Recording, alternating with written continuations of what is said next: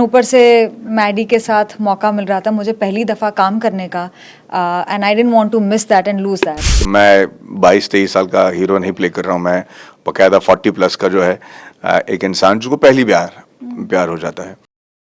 आजकल के ज़माने में जैसे कि हमने इस फिल्म में भी कहा है कि अकेलापन सबसे बड़ी बीमारी है। सब भीड़ में रहते हुए भी, पूरे सोशल मीडिया के अंदर रहते हुए भी, कभी-कभी आप रात को जब अपने सर तकिए पे रखते हो तो आपको ये सोचने में मजबूर हो जाते हो कि भाई मेरे नज़दीकी और करीबी लोग क्या उतने ही मुझे पसंद करते हैं जितना मैं उन पे निर्भर हूँ।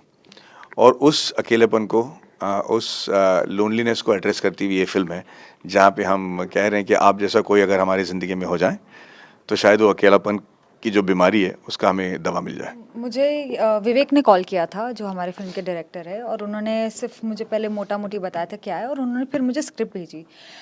स्क्रिप्ट बहुत ही प्यारी है, मतलब आप ट्रेलर में भी देखेंगे तो एक बहुत ही खूबसूरती से जो इमोशन है कि एक लड़का एक लड़की है, वो एक दूसरे से प्यार करते हैं, उनके बीच में जो कॉम्प्लिकेशन है ये तो हम सुनते रहते हैं, बट किस तरीके से बताया उनकी उनकी कॉन्फ्लिक्ट्स क्या है, वो बहुत ही लेयर्ड थे। एंड ऊपर से मैडी के साथ मौका मिल रहा था मुझे पहली दफ़ा काम करने का and I didn't want to miss that and lose that. Sweet. So I was very excited.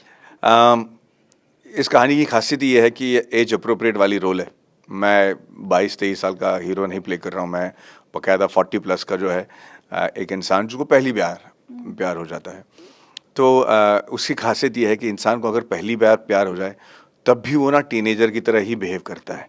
उनको देखने में थोड़ा अजीब लगता है, पर वो खुद ही एहसास नहीं करते। हो सकता है कि असली लाइफ में वो बहुत ही हाई अचीवर हों, बहुत ही कंट्रोलिंग हों, बहुत ही पावरफुल इंसान हों, पर अगर पहली बार उसको प्यार हो जाए तो मक्खन की तरह पिघल जाता है, और ये तो फिर भी बहुत ही साधारण सा इंसान है।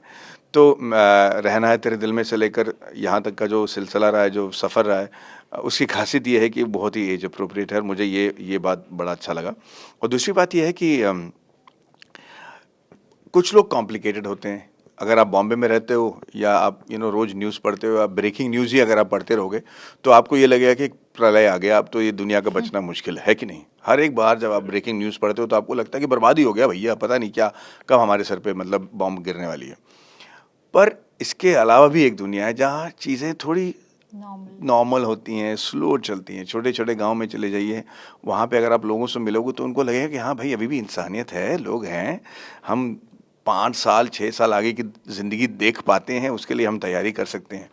तो वैसे माहौल में जब आप किसी इंसान से मिलते हो और उनको प्यार हो जाता है, तो वो किस तरीके से इस प्यार को ट्रीट करते हैं। जैसे इस फ़िल्म में एक सीन है, जहाँ एक लड़की से मिलने के लिए ये भाई साहब को जमशेदपुर से कलकत्ता तक गाड़ी में जाना पड़ता है।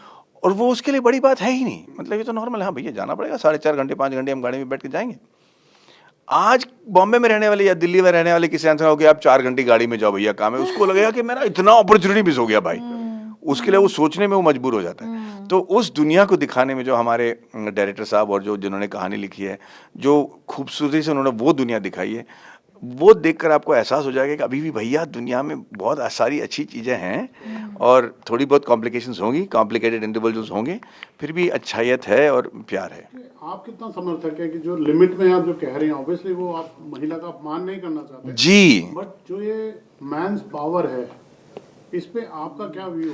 देखिए भाई साहब, वही है जो शायद आप भी इसी से सफ़र कर रहे हैं कि हम कभी-कभी कुछ ऐसी चीज़ें कह जाते हैं जो हमारी कंडीशनिंग का हिस्सा है।